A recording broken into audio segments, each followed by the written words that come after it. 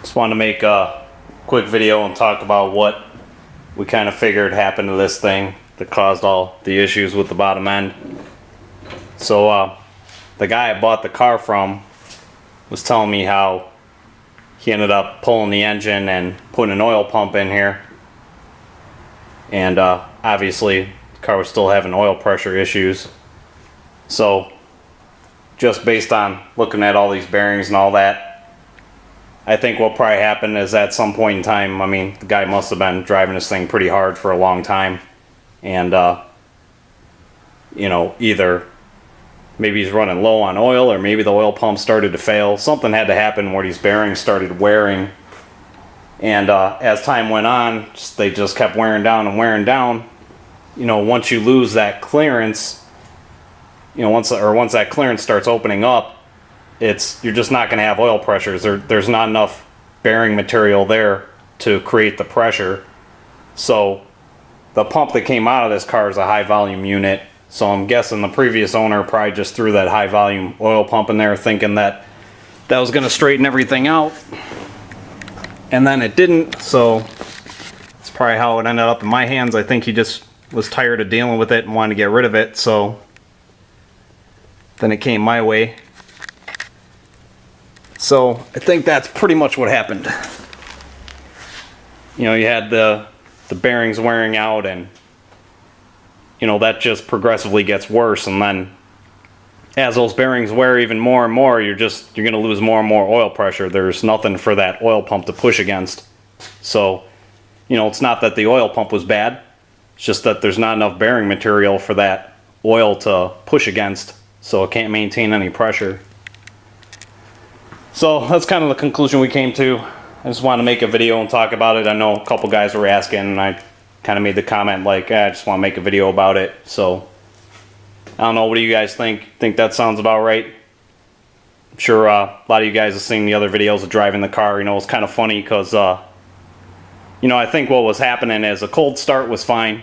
You know, make a little bit of noise starting up, but I get solid oil pressure, and then probably, you know, 5 to 10 minutes into it, you know, at an idle, I would lose oil pressure. So I think what was happening is, you know, on a cold start, that oil's pretty thick, and it was just thick enough to take up all that clearance that was in the bearings, so it could maintain oil pressure. But then I think as the oil heated up and started to thin out, that's when the oil pressure issues started. You know, coming down to an idle, it's like you just lose all your oil pressure. So I feel like that's probably what happened. You know, you guys tell me what you think. I'm sure you've seen the videos of me driving it, so it gives you a pretty good you know, example of what was actually happening. But we're moving along. Just got 3 of the main caps to finish up, and I mean, still got a long way to go. Got to pull the trans out and do the rear main seal and all that. You know, got the front and rear main seals to put on there, but you know, a lot of the tedious work's going to be out of the way. We'll get that tranny down and put that rear main in there. I think that rear main is what was probably about 80% of the oil leak. You can even kind of see. To me, that center section is really clean.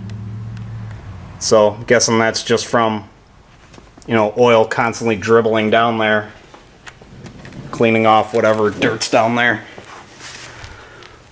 And then based on you know, got that inspection plate off the clutch, off the bell housing.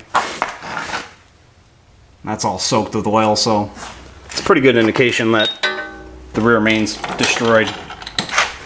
So that's probably the other thing. I think as the bearings wore out and that thrust bearing started wearing out, I think you had the crank was just wobbling back and forth. That didn't have that thrust bearing to hold it in place, and that's what probably destroyed those other 2 seals. You know, just the crank just kept walking back and forth on them, and probably was probably a big cause for those things wanting to leak. So yeah, there it is. What do you guys think, man? Leave your comments. All right. See you guys in the next one.